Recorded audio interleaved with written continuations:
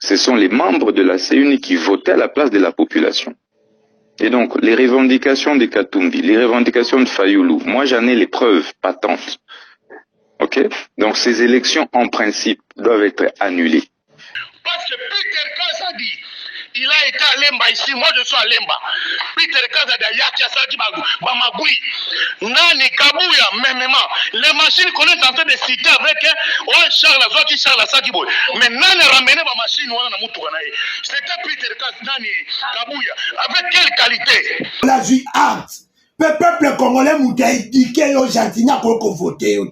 Mais il y a des Charles Moutamutu. Biloba lo bazoro bapono Augustin Kabouya mwana bouté. Azana ba preuve pour tous à payer état des droits.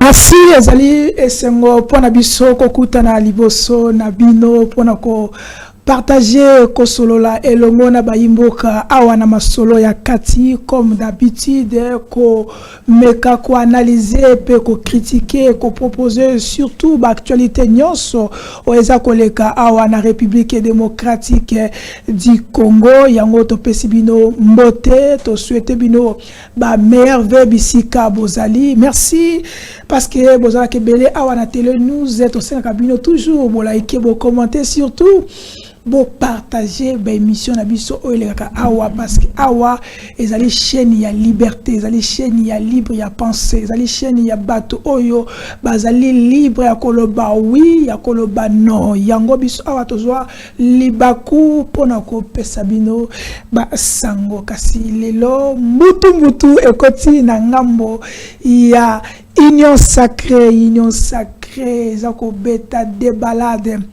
de part d'autres bateaux bazakolela parce que lobby CENI à travers Patricia Seya wazali moko ya ba cadre ya CENI basala ki publication to communiquer par rapport ya ba annulation ya certains territoires pour mi oyo ya 2023 basali annulation il y a 3 territoires ezali Masimanimba Mujala et Yakoma na kati kaka ya communiqué wana basala ki lobby 82 députés nationaux provinciaux basali annulé ba invalider bango ba longoli bango donc catastrophe moko ya kosala eza kosimba te bato na ndaku lelo matanga bato ki bateka ki mapango bato bateka ki mituka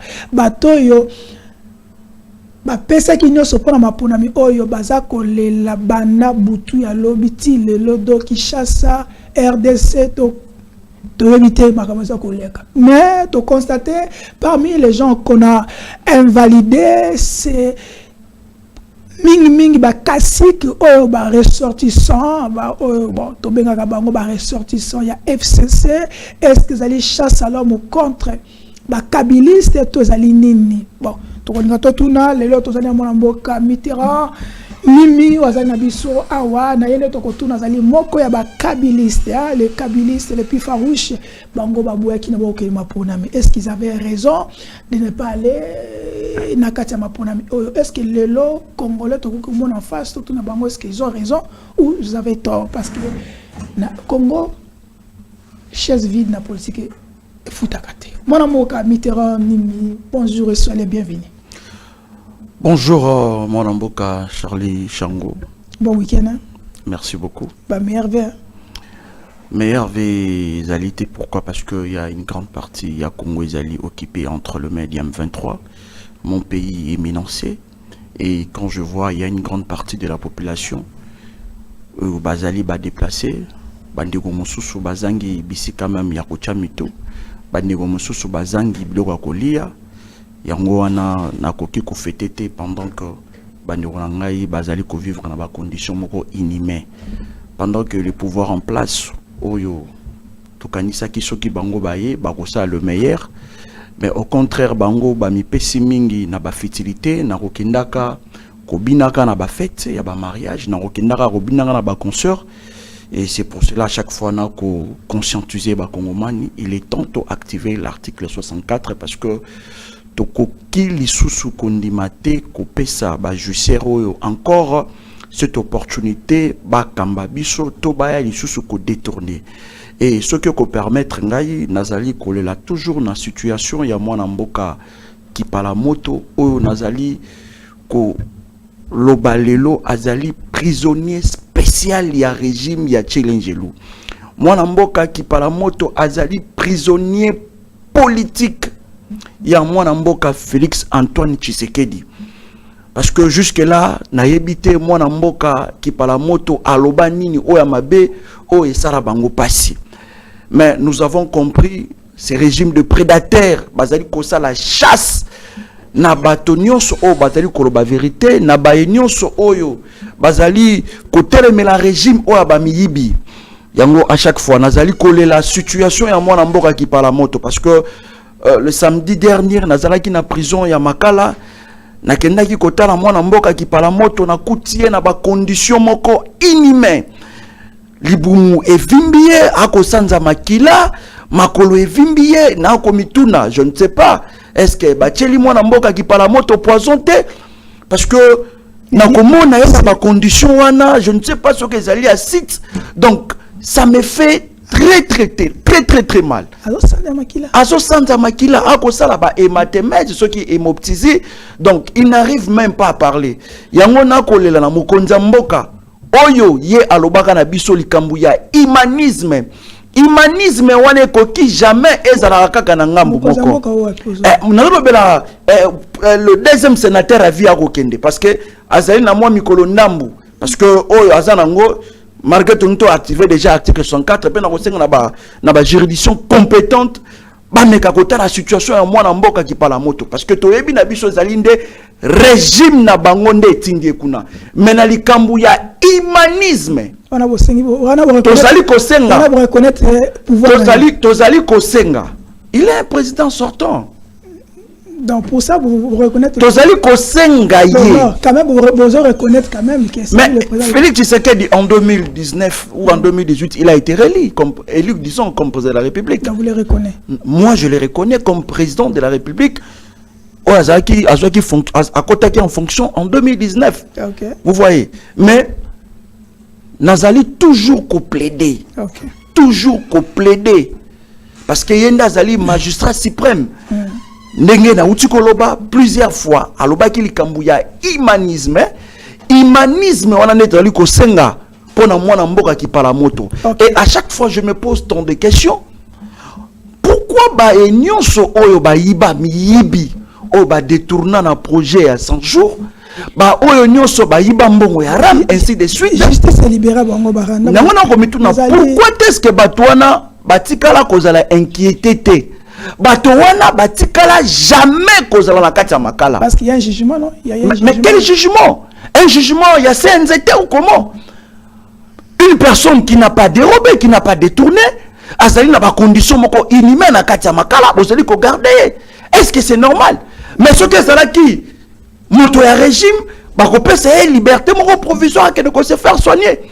Qu'est-ce que mon amour qui parle moto asali aiba ki mbongo nini a détourné ki mbongo azaka yete parce que zobaka kaye mais tout monde pesa lo pas au liberté azaka na prison. Mon mboka généralisé peut-être ce n'est pas mon mboka je parle cas par cas. Là nazali kolobela nanu moko ya biso ope azali congolais moi dans kolobela pe mwana mboka Salomon Iskadela. Salomon Iskadela c'est ça je crois. Voilà. Ndenge na uti koloba l'humanisme. Je demande bakonza mboka ba meka kotala baka oyo ezali ko pesa vraiment pas mingi pas ba kongomani. On appelle sika ya mwana mboka qui parle moto et puis oya mwana mboka Escadela oyo pe nazali komona azali prisonnier politique oya régime oyo parce que à chaque fois quand je réfléchis baye oyo bayambaka ba M23 awa au basala plus de 12 mois au basala nourri. Mais le professeur André Mbata l'a dit, il a dit que bayambaka bango awa kolobana épreuve est différent. Épreuve en baling boto zango negi. Mais je crois que c'était sur une chaîne, il a dit ça clairement que bayambaka ba M23 awa. Mais pourquoi ce monsieur ou les gens de l'innocent, que ce l'IDPS n'a jamais été inquiété? Pourquoi? Bango Bazalaka toujours en connivence avec le M23. Et il semblerait en 2012, il y a eu un rapport, il y a Nations Unies. Et Bissabiso, l'IDPS était en connivence avec le rebelle du M23. Ok. Revenons maintenant. Merci, message Eleki.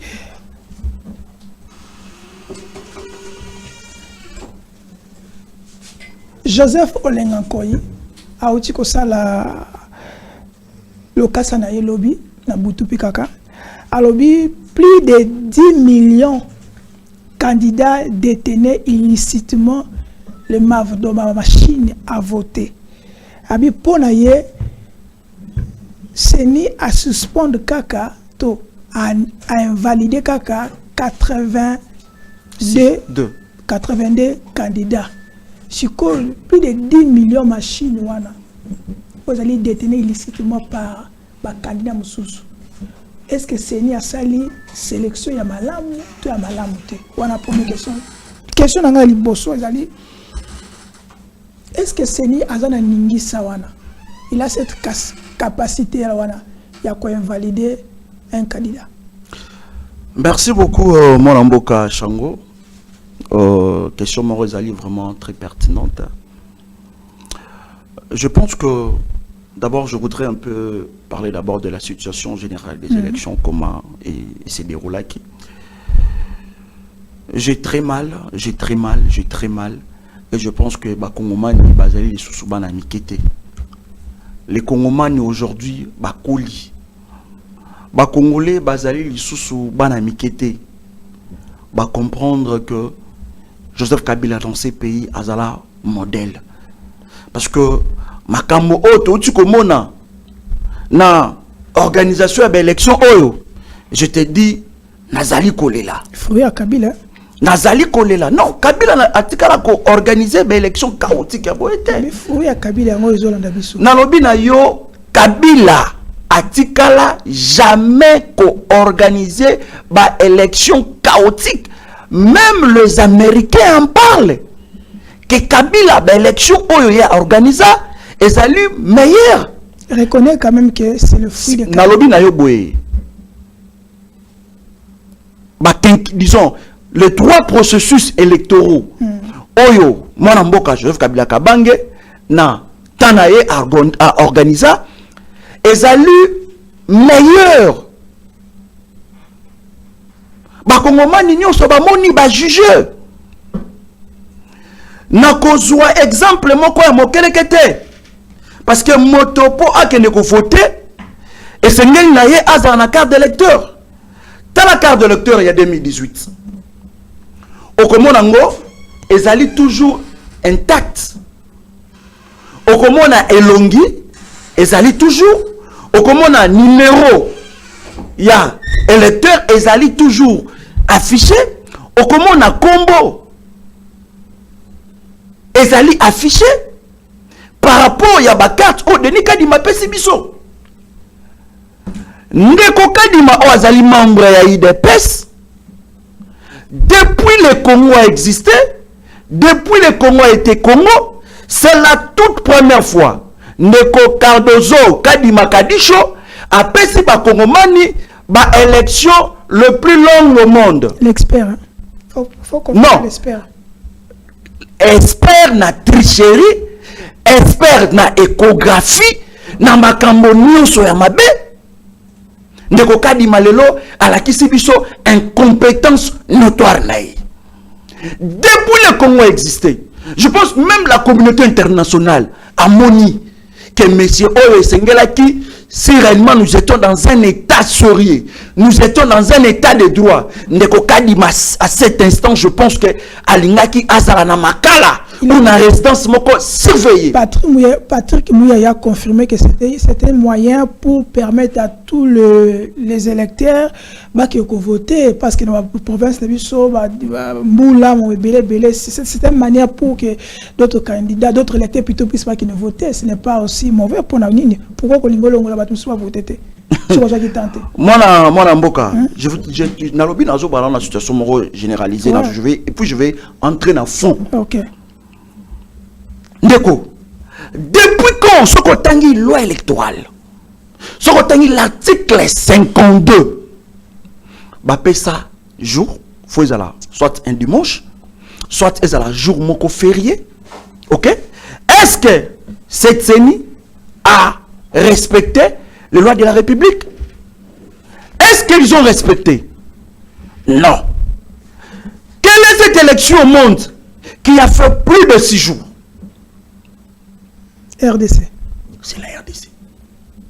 Quelles sont les élections que la RDC, ou soit, de réfléchir, totali passé, quand on a une élection, to basé que l'électorat et les cas, l'élection ni oyo mona, loi et lobby, et sengeli ba machine est à la déployer 48 heures avant vote, mais bah ko déployer le même jour, il y a vote.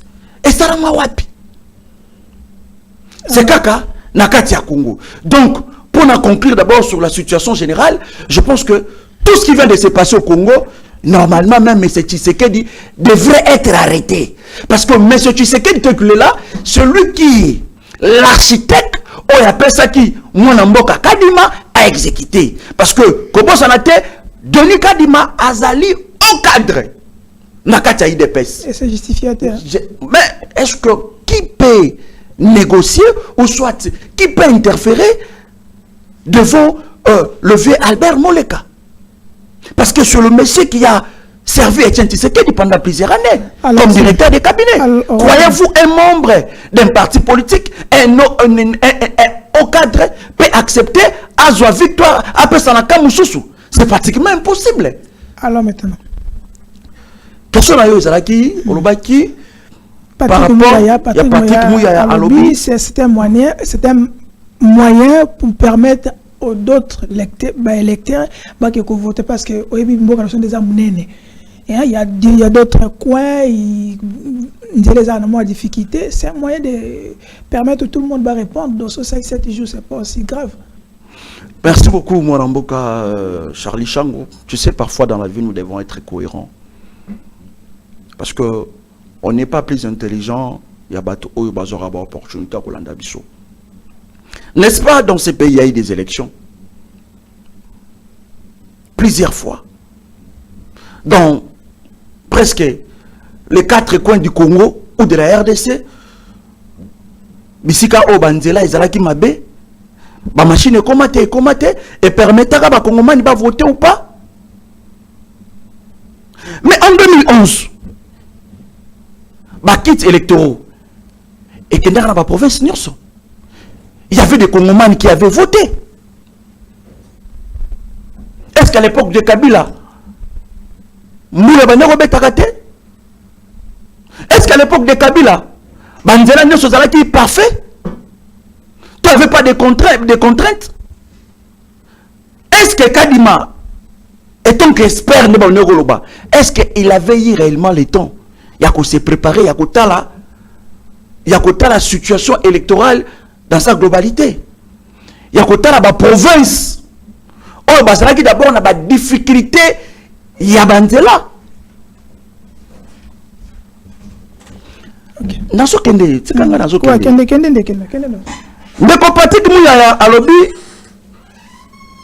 C'était pour permettre aux électeurs Bakende voter. Vous avez des devoirs civiques. Parce que c'était journal boule bétaquet. Camarades, est-ce que nous pouvons gérer ce pays en dehors des lois de la République? Soit la loi électorale. Parce que loi et lobby, l'élection Sengeli et ça la major moko. Na air moko. 11h du temps. 11h du temps. De 6h à 17h si je ne me trompe pas. Oui, à 17h. Donc, il y a un monde et permettre bango, ça la fraude. C'est loyer. Est-ce que l'élection sera le 20? Mais pourquoi est-il le 26? Donc tous les jours, on a moulé bané kobeta. Ok. Tous les jours, il y avait toujours Bambiska Nzela. Donc, parce qu'il a la capacité de déployer ma machinité. Ok. Revenons maintenant dans la première question.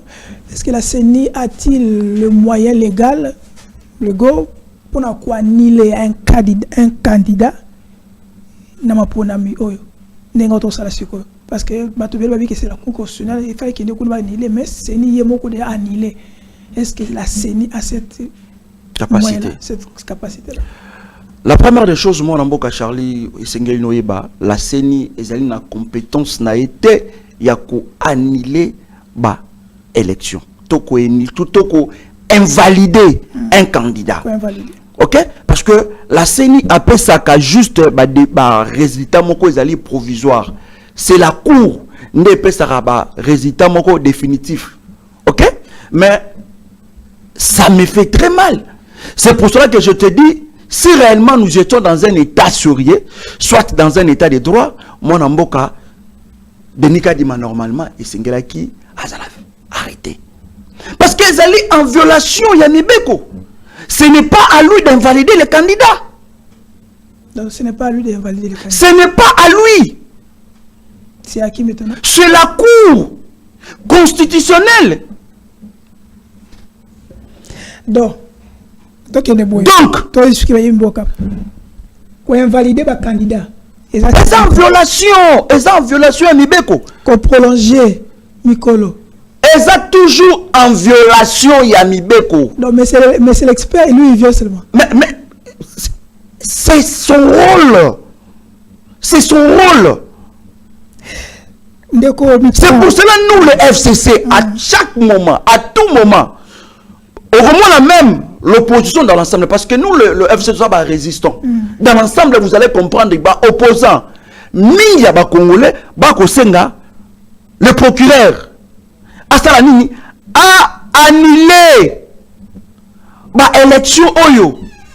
Parce que ça a crédibilité. Ce n'est pas la CENI. Les gens posent des questions par rapport à l'invalidation il y a un candidat député. Mon frère Mitterrand, na billetté wana. C'était pas la même billetté na il y a président de la République. Mais c'est toujours même billetté, c'est toujours la même. Mais pourquoi invalider bah député et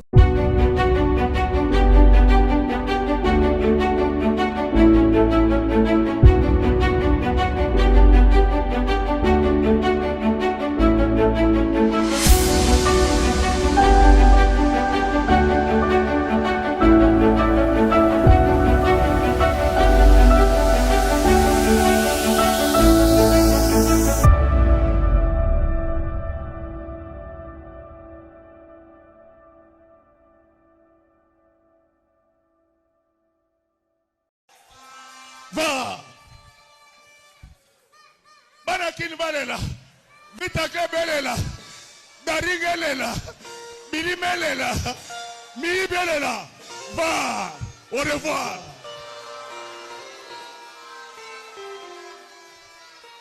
Nayeko Bondela Tatanzambe Nayeko Bondela Po milimo ya mi ibioyo mi pemane sengo Nayeko Bondela Tatanzambe Nayeko Bondela Po milimo ya mi ibioyo mi pemane sengo Nayeko Bondela Tatanzambe Nayeko Bondela Pomo na mi yibi woyo mi pema na sengo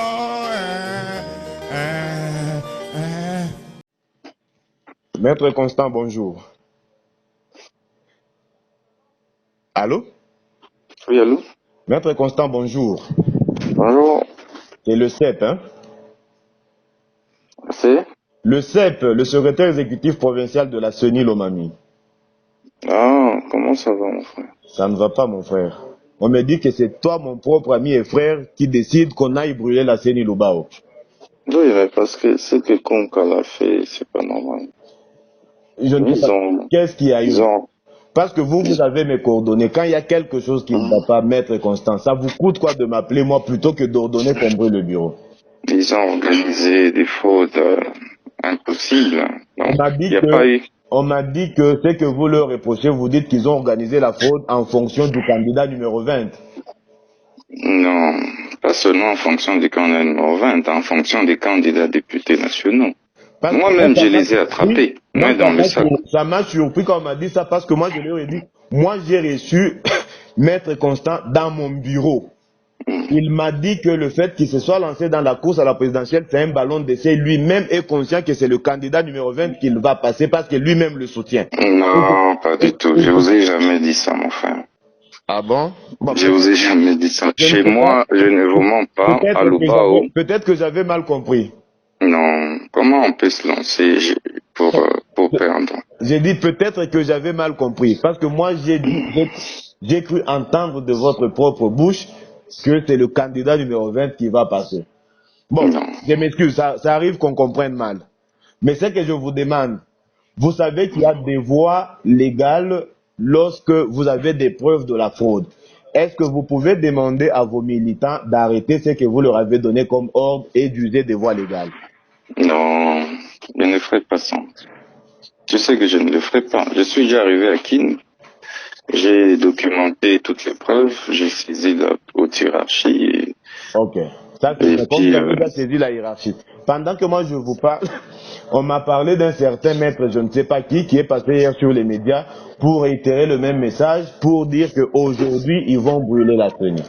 Non, mais parce qu'ils se comportent mal. On a attrapé plus de 20-30 machines à voter entre les mains des individus. Il fallait les laisser au parquet. Moi, ici, chez moi, on m'a appelé pour dire qu'on a attrapé. J'ai dit, vous les orientez vers le parquet. Je vous dis que... Ce matin, je suis tombé sur un cas, alors que je sors de chez moi. Au lieu d'attendre le chauffeur, je me suis dit, je sors à pied. Je trouve une machine qui a déjà dépassé le niveau du bureau de la CENI en train de monter. J'ai envoyé les policiers, j'ai dit, vous me les ramenez. Pendant que je vous parle, je viens de les mettre à la disposition du parquet. Parce que Maître Constant, c'est un juriste de formation, un avocat de carrière. Pourquoi est-ce qu'il ne pouvait pas faire ça comme moi? Non, mon frère, le vrai problème, c'est quoi? Ouais. Ici, on est en politique. On répond à la barbarie par la barbarie. Ok? Ici, on met d'abord de côté le droit. Vous voyez, moi, je suis victime d'un hold-up électoral en 2018. Vous voyez? Et j'ai été victime, si vous ne savez pas, si je n'ai pas été élu sénateur, parce que Kunka était venu même l'avouer, ok, avait reçu instruction de déclasser une de mes voix, la seule voix qui me faisait passer sénateur, en la déclarant nulle, ok. Il est venu lui-même dans mon bureau à Kinshasa pleurer, après. C'est le même Kunka que vous envoyez à Lubao pour manigancer, orchestrer un braquage électoral. Ok? D'abord, les membres, les MBVD que vous avez placés, ce sont des politiques, il n'y a jamais eu de concours. Ok? Ils se sont organisés entre eux, ils se sont répartis les membres du bureau de vote. Et qu'est-ce que ceux-ci faisaient? Voter à la place de la population. Je suis arrivé dans un village. J'arrive dans ce village-là, je fais semblant. J'entre, je sors dans le bureau de vote. Je reste dehors. On a cru que j'étais parti. Je retourne dans le bureau, je trouve, c'est plutôt vos MBVD qui sont en train de voter pour numéro 20. Moi-même, j'ai les preuves. Ok? Numéro 20 et, comment il s'appelle? Et quelques candidats nationaux et provinciaux. Ok? Je pose la question, est-ce que c'est bien ce que vous faites? Regardez, je pose la question à la soi-disant électrice qui était là. Vous venez de voter pour qui? Vous dites, moi j'ai voté pour Mutamba. Vous dites, regardez les bulletins. Ok? Tous se sont enfouis et ont laissé vos kits électoraux dans ces villages. Il y avait 2 bureaux de vote. Et ça s'est fait comme ça dans plus d'un village. Je dis plus d'un village. À Lubao, à la cité de Lubao, vous savez ce qui s'est passé? On ouvre les bureaux de vote à 17h. Ok. Pour pouvoir les fermer à 22h, 23h. Et pendant ce temps, dès que eux ferment, ce sont certains candidats députés nationaux qui entrent. Vous verrez que le taux de participation dans la cité de Lubao et dans beaucoup de villages est trop faible. Ok? Ils n'ont pas respecté et ils viennent la nuit. Qu'est-ce qu'ils font? Ils corrompent tous ces jeunes gens-là qui travaillent à la CENI pour commencer à voter pour eux. En fait, il n'y a pas eu élection à Lubao. Moi, j'étais là, je viens de là. Ce qui s'est passé à Lubao, ce sont les membres de la CENI qui votaient à la place de la population. Et donc, les revendications de Katumbi, les revendications de Fayoulou, moi j'en ai les preuves patentes. Ok? Donc, ces élections, en principe, doivent être annulées. Parce qu'il n'y a pas eu organisation d'élections. C'est comme ça que moi j'ai dit au CALA. Et les CALA qui ne travaillaient pas, il est complice. C'est vraiment l'un des plus grands corrompus. Ok? Que vous avez envoyé à Lubao là-bas. Et je lui ai dit, moi-même je lui ai dit, je vais les brûler. Je vais brûler et la CENI et sa résidence. J'attends. Ok? Je suis rentré à Kinshasa. J'attends voir l'évolution. Si ça ne se corrige pas, on n'annule pas tous ces votes-là, mon frère, vous pouvez me croire. Vous pouvez me croire, je vais me rallier aux autres et moi je vais m'occuper des Lubao. Ok? Les autres vont faire à Lumbashi, Bandundu et tout, mais croyez-moi, à Lubao là, il y aura du feu. Parce que on ne peut pas dépenser. J'ai dépensé plus de $1 million de ma poche. À Lubao là, j'ai dépensé autour de $500,000, mon frère. C'est pas pour m'amuser. Ok? J'ai bas ma campagne à la loyale. Ok? J'accepte d'aller dormir dans des très mauvaises conditions. C'est pas pour que des individus qui n'ont jamais travaillé pendant 5 ans attendent les derniers jours pour venir voler, tricher. Ça, c'est inacceptable. Et donc, ce que moi, contre lequel je proteste, c'est le braquage qu'il y a eu. Monsieur Kunka, il faut le neutraliser. Les agents eux-mêmes sont venus témoigner. Posez-lui la question dans beaucoup de bureaux. C'est lui qui vient dire aux gens, ok, que continuez, ok, le mot d'ordre qu'on a donné. Numéro 20 et puis tel candidat député national. Et j'ai toutes ces preuves. Lui, Kunka, là. C'est inacceptable. Je vous dis qu'il a fait ces déclarations. Et ces jeunes gens sont venus me dire, il dit, nous, on n'accepte pas ça. C'est inacceptable. Et vous verrez vous-même qu'il y a des bureaux où, en fait, on n'a pas voté, mais on vient bourrer. Comme moi, je vous ai dit que, à propos du candidat numéro 20, non, je l'ai dit que moi, je suis Kassaïen. Vous voyez, si je suis candidat, vous pouvez vous renseigner. J'ai payé ma caution moi-même. Personne n'a payé la caution pour moi. Il y a des candidats pour lesquels eux ont payé la caution, pour lesquels ils ont donné, ces candidats n'ont pas battu campagne. J'ai sillonné 18 provinces, mon frère, c'est pas pour de l'aventure. C'est pour dire qu'on est en politique, ok? On préserve mes intérêts, je préserve les leurs. Vous voyez? Mais si, par malheur, ils venaient à tenter de saboter mes trucs, posez-vous la question. Et demander même aux agents de la CENI la popularité que j'ai. Le président Félix ne peut pas me battre à Lubao. C'est impossible. Demandez vous-même, on va vous le dire. Les mots d'ordre qui a été donné, c'est qu'elle est votée pour numéro 20. Et ça, c'est inacceptable. Et j'ai trouvé ça dans plusieurs bureaux de vote. Ok, certains résultats que j'ai même balancés dans les réseaux sociaux, c'est là où j'ai réussi à sensibiliser les chefs de village. Les jeunes étaient debout pour veiller sur ça. C'est inacceptable. Et vous le savez qu'il y a beaucoup d'endroits de Lubao où il n'y a pas de connexion, des réseaux.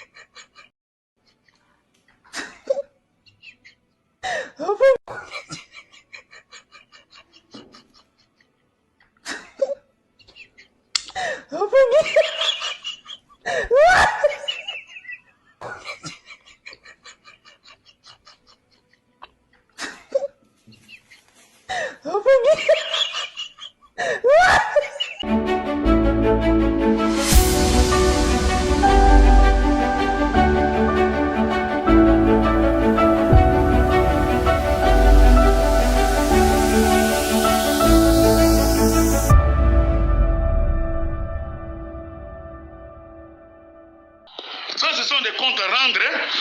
Rendre biso ba compte avec beaucoup d'injustice. Oyo basali. Nous avons pas na ACP nyonso. Biso nyonso lobby na tongo, soit pas autorité morale na résidence, to tondisi quartier wana nyonso plein, soit toke na parti ku toke ka na résidence. Donc dernier mot agir demain. Parce que Peter Kaza dit il a été à Lemba ici, moi je suis à Lemba. Peter Kaza d'Ayaki a Saki Bamagui. Nani Kabuya, même les machines qu'on est en train de citer avec Charles Azoki, Charles Asakiboy. Mais Nani ramené ma machine, c'était Peter Kaza, Nani Kabuya. Avec quelle qualité? Kabuya avec une qualité nini. Ce sont des comptes à rendre qu'on a donné à l'ACP. Et si vous restez silencieux, vous allez valider le soit, vous valider le soit, ok? Je veux vraiment que ceux qui vraiment tout que tout le monde se lève, se mette debout. Moutounion sont à tellement, s'il vous plaît, va très sérieux. Moutounion sont à tellement. Tout là qui sait que Congo Kotambo la sous-boyété, les injustices doivent prendre fin. Ceux qui battent qui bango, tournez tous à la moi apaiser. Et puis, si vous regardez, à 85%, ils ont IDP Tshisekedi. IDP Tshisekedi. Donc, alors, surtout vendu silence, ma flatterie, tu as besoin de flatterie. Les mêmes voix qu'on est en train de dire, ils ont boycotté, ils ont fait ceci. Ce sont les mêmes voix qui ont voté aussi les chefs de l'État. Vous comprenez? Bon, quand cela ne tienne, revenons dans le bon sens à Golobake. Tous à contre-dénonciation, contre-action islamique, contre-rendre. Parce que c'est le meilleur élu réel, élu dans la ville à Kinshasa, dans la Congo, dans la province de Nakati, il y a un motema mabe et koti. Ma cela ne tienne, nous devons faire une action. Vraiment, sincèrement, on est trop mal partis, très indignés. Nous qui venons avec notre amour propre, avec nos moyens, ton libre moutou, parce qu'on sait dans mon compte d'amour. Injustice, ça pourrait être notre vendre. Personne, jamais.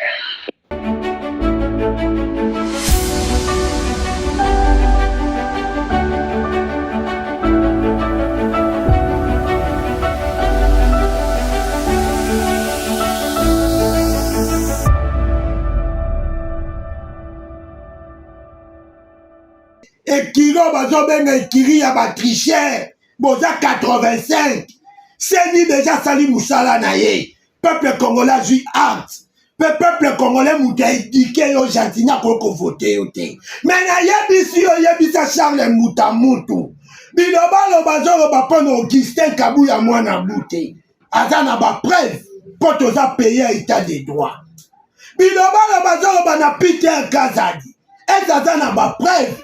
Ce que le côté va presse dans les réseaux sociaux, n'a regretté. Raisonnement Charles Moutamutu, n'enge mokona mwana inane. On réfléchit, n'enge mokona mwana 2 ans.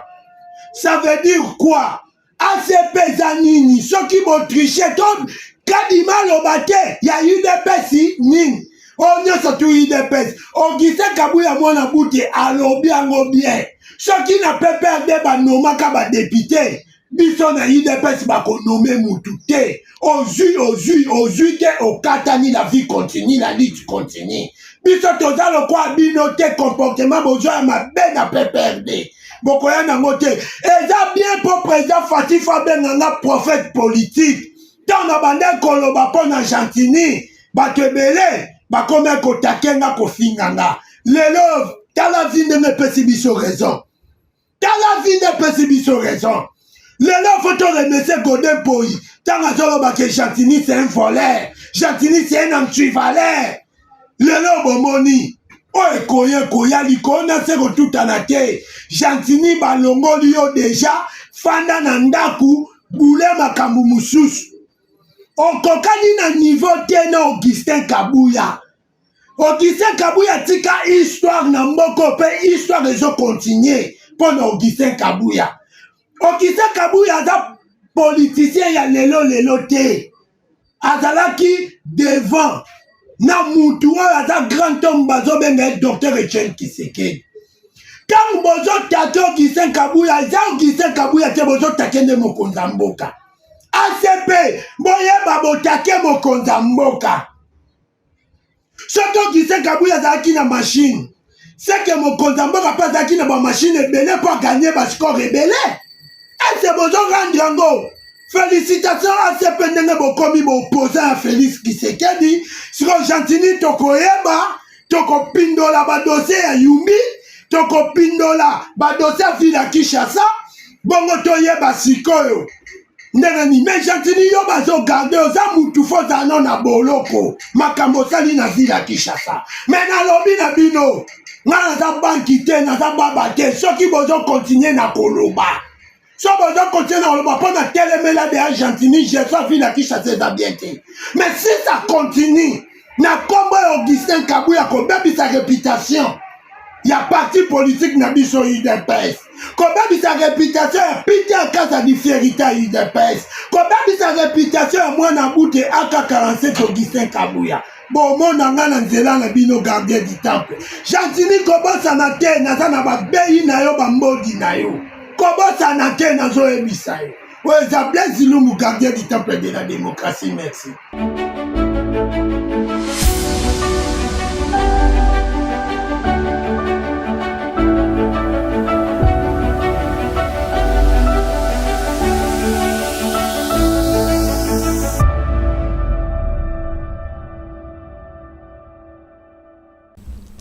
Et puis, quand on a vu que Bibi n'a pas peur de soutenir, n'a pas peur de bosser la fête, il y a lobby. Tout ça, la fête, il y a nini? Bibi va invalider Ebrice Bouchard. Non, nous, ça ne nous concerne pas. Bah, invalider ou pas, nous, ça ne nous concerne pas. Mais nous avons besoin que l'élection dans son entièreté n'est pas et ça l'annulé. Moi, je sais comment ces gens fonctionnent. Ces gens veulent avoir les contrôles. Il y a des institutions. Des comités qui demandent, parce qu'il y a plusieurs questions. Est-ce qu'il y a un stade où on peut déjà prédire quoi avancer déjà que éclatement, il y a une union sacrée déjà. Et ça, comme on a déjà, FCC, l'union sacrée déjà a créé des opposants et mots qu'on a avec tout le monde déjà. Parce que il paraîtrait que même le lobby va continuer sur ce moment qu'on invalider certains candidats aussi. Mon amboka, moi je pense que question n'a même pas recommandé sur ça. Pourquoi? Parce que la CENI a une compétence de mon côté. Il y a qu'à invalider un candidat.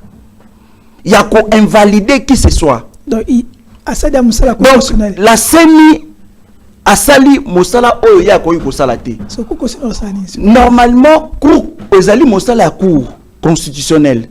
Ce qui CENI a komi kosala Moussala nae. Cela veut dire nous sommes où? Moussala où cour adinaye kosala. Yango maintenant CENI a komi kosala. Donc cela veut dire que Kadima, mais c'est ça. Kadima est plus compétent que Kamuleta. C'est ça qu'ils veulent nous dire. Soit Kamuleta c'est un incompétent. S'il faut réfléchir. Parce que réellement, la CENI Azali n'a prérogative ya ko annulé. C'est la cour, même yi mutu appelle ça la résultat moko définitif. Yesu ko esengeli a constater ba irrégularité parce que ça lui peut mon rôle ya cour. Donc Ndeko Charlie, avec franchise, je te dis, Nazali Kosenga maturité. Il y a président un cours. Nazali Kosenga réellement avec ça que Azali un vrai citoyen congolais. Que disons Azara na écoute il y a pas Congomani parce que na ba irrégularité automoni na ba rapport au mingi totangi tomonité place ni élection au auto processus au est cause la crédible. OK, le comité pour terminer question à CENI kaka na communiqué à lobby tomoni kaka la CENI a annulé aussi certains territoires, 3 territoires, et ça territoire il y a Massimanimba, Boudjala, na Yakoma. Donc même idée, est-ce que la CENI, on peut s'attendre aussi un bon matin, tout le monde attend ndenge ba candidat musubo au senga ndenge bino pe au senga annulation il y a ma pona minyo surtout en général. Donc Charlie, je suis constant. Je te dis ce n'est pas à la CENI. Mais il a déjà fait. Et ça, ma prérogative n'a été. Les gens de Cosco. Normalement, si nous étions dans un état sérieux, dans un état de droit, dans un état de droit, il y a l'État, il y a État, et puis il y a les droits. Quand on parle de l'État, la population, tout le monde, le territoire, ainsi de suite. Tant qu'on a droit, cela veut dire qu'il y a des textes, il y a des lois de la République. Nous sommes où? Dans quel pays? Oyo, institution est semi à côté qu'on mate la institution. Toi, l'unique qu'on soit prérogative, il y a, oh, il y a été, en soit prérogative, il y a cours. Ça se fait où? Normalement, il faut pas Kanga Kadima. C'est pas à Kadima de faire tout ça. Ce n'est pas à lui.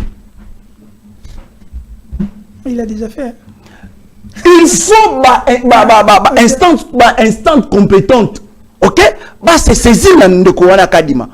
Parce que c'est en violation de la loi. Ce n'est pas à lui. Ce qu'on court à Rosala Moussalani. Parce que c'est de Rosala Moussala au cours à Azali Kosala. Donc c'est pour cela que je vous dis que ce n'est pas à Kadima à continuer Kosala Babavi au Azali Kosala. Ok. Merci. Narolo Baboué. Ah, Kadima mystique, Kadima.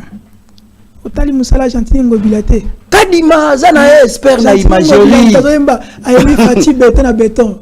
Abemi bino idoxi awa. Mais bon moni ka ngote pour invalider. Et bien de moi bisinga que indre je koko simple makase. Batowana na koyoka na ba audio zali kotambola. IDPS c'est un parti politique au bazalaka toujours égocentrique. Je koko simple là. Mais c'est ça que je te dis. Donc, Ezalaba, Ngobila, ACP na bango, et je vous dis, vous allez exclure. Ce que vous dites, il y a Ngobila, c'est les bons, cadre, il y a ACP. Bako humilié, bango.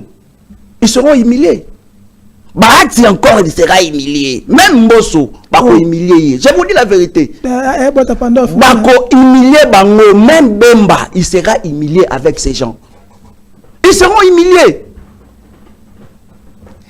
Ok, le comité va nous courir derrière les temps. Ça doit moins 10 minutes. Il y a aussi actualité, moi, qui a créé un peu moins tollé par rapport à réfugiés palestiniens qu'il paraîtrait qu'il fallait na Congo. Tout le monde reportage moi TF1 par rapport à Mniniwana Congo la comme moi kobanga moi mini Congo la biki mais pourquoi kakabiso bato na baya to binenge bato na bazalaka ndenge déjà est déjà tout ça un problème kuna est-ce que c'est faisable que ba réfugiés na baya ce qu'il faut baya est-ce que tata mokozi ntoko signer le cas sana to négociation na to kozala parlement ba vandi ba siéger pe batamo bazui mokano wana comment ça va se faire d'abord avant to comment na ba retomber dans to ba inquiétude dans ngoza derrière arriver à batwana mon mboka Charlie Chango ce qui est allé vrai je pense que ces gens nous ont trahis. Je pense que le combat de Etienne Tshisekedi n'a rien payé dans ces pays. Parce que Mikolo Kano, tu le sais encore, c'était le Rwanda, non? C'était le Rwanda, il a fallu, il y avait accueillir les réfugiés moraux en Angleterre, soit de Grande-Bretagne. Ouais. Syrie, je crois. Ouais. Ce que Zali Bongo, mais je crois que c'est difficile. Et Zali passe. D'abord, notre pays est menacé par des groupes terroristes. Sokotali Batowana, mingi bazalaka ba terroriste. Est-ce que Zali complot mon côté, balinko sala Congo? Ce sont des questions moi je me pose. Et ce qui réellement bakondia Congo, balingaka biso, si réellement bakoki ko accepter en côté, l'est du pays est d'abord menacé. Je te dis, l'est du pays est allé bénoncer. Quoi monte ou est allé bénoncer? Nous sommes incapables. Croyez-vous ces gens, ceux qui comme ils sont dans le Congo, l'État congolais sera en mesure de assumer la responsabilité naïe. Il y a qu'à protéger toi, à sécuriser le territoire Nabiso dans son entièreté. Moi, je pense que c'est pas une bonne idée. Et est-ce que c'est au président de la République? Non, normalement, ça devait se passer au niveau du Parlement. Ah bon? Bien sûr. Mais ceux qui vont en vacances. Mais c'est pour cela que je t'ai dit que ça ne peut pas se faire. Tout le monde est arrivé à EAC. Hein? Ça ne peut pas se faire. C'est pour cela que je continue de le dire. Si réellement nous étions dans un état de droit, normalement, Mahamouna Soyoko Sara Meza est en violation à Mibeko. Bon, ceux qui battent na baye, que l'État a autorisé Baya. Les Congolais ne vont pas accepter. Les Congomans ne vont pas accepter. Je te dis la vérité. Je te dis les Congolais dans son ensemble. Les oppositions à pété. Les oppositions autres allaient réfléchir. Les oppositions tobimi na balabala, ozui libanga, opandi, motuka la police. L'opposition pour réclamer l'article 64, mais il n'y a rien, Babi que Charlie Chango. Il n'y a rien. Le gouvernement congolais, soit l'État congolais, azali incapable de sécuriser dans le biso ba congolais. Et bato o bakoya, est-ce que à cause de la mesure à sécuriser bango? Est-ce que à cause de la mesure à sécuriser bango? Il y a diplomatie. Je pense, diplomatie. s'il te plaît, je pense que je demande na ba autorité na biso. Avant basalaka ma misusu, batalaka est-ce que réellement balinga ba Congolais? Je te dis plus de 4 millions de Congolais basali déplacés. Oh basali même incapable. Il y a qu'à prendre soin na bango. Alors ba oyo bakoya. Croyez-vous? Bakozwa soin na bango? Aussi si. Ndeko Mitterrand. Na sepeli pour la présence na yo, question à votre succès, pour tout si vraiment on est vraiment vers la fin. Tout le monde va mouler bêtis na RDC Mobimba, na Kinshasa, na Kasai, na Nord Kivu, gouvernement sali lokasa lobby, alors senga bato à bonne foi, baya basunga population. Siko question ngeza moko. Dene fois tout le monde qui maman Olive après ça qui donne mon coton il après ça donne mon na est il paraîtrait baboya qui doit ne comme il y a Moïse Katumbi également ce qu'on est au gouvernement sengi bato bonne foi baya à travers ministère ya social ceux qui ont Olive na ngongo to mama to Moïse Katumbi na don est-ce que le gouvernement va y bango ce je ne pense pas. Mais moi je pense que bato ba yibambo ngaram ba ko bimisa mbongo wana. Po ba sunga bato wana. Ba détournement ou sala mi ebele na mboka o. Ba mbongo wana ko sunga bango. Vous voyez? Donc je crois que nous devons lever notre façon de faire les choses dans ces pays. Avec ces régimes, ceux qui n'est pas Moïse Katumbi Baboui, il n'est pas Maman Olive Baboui, mais peut-être dans la communauté internationale, il va agir, il va aider. L'État azali n'a pas moyen. Est-ce qu'actuellement, tout ça va dans l'État actuellement? Parce qu'on sent comme si nous surtout qui peut se faire population. On ressent Nathalie Nanzela. Nathalie Namonga Foula, ok, Rompongaba. Abandonné, Nathalie Awana Kitambo, place Yemoko Jantin Goble le Kaka. Nzela Wana Yango. Donc, nous allons les cas, c'est partout. On constate comme si l'État a abandonné la population. Est-ce que nous avons un État? Pas en charge. Normalement, au Moni Kadima Zali Moutofo, Ndengna Otobo Bakangaï. Parce que le régime en place, Oyo. Hein? Tu insistes? Mais j'insiste pourquoi? Parce que même des coachs l'omboye moko, qu'on plusieurs fois, Makambo Aloba, etikala kozala jamais réalisé. Andima Gita Rose à 73%. Donc c'est pour vous dire quoi? ces gens, ils ont échoué. C'est pour cela que Nakosenga bakongomani na maenio so bazali komona. Parce que normalement, si réellement tozalaki na un gouvernement, non seulement na kin na ba province bambula, l'État devait agir. Mais pourquoi ils n'agissent pas? Pourquoi ils ne le font pas?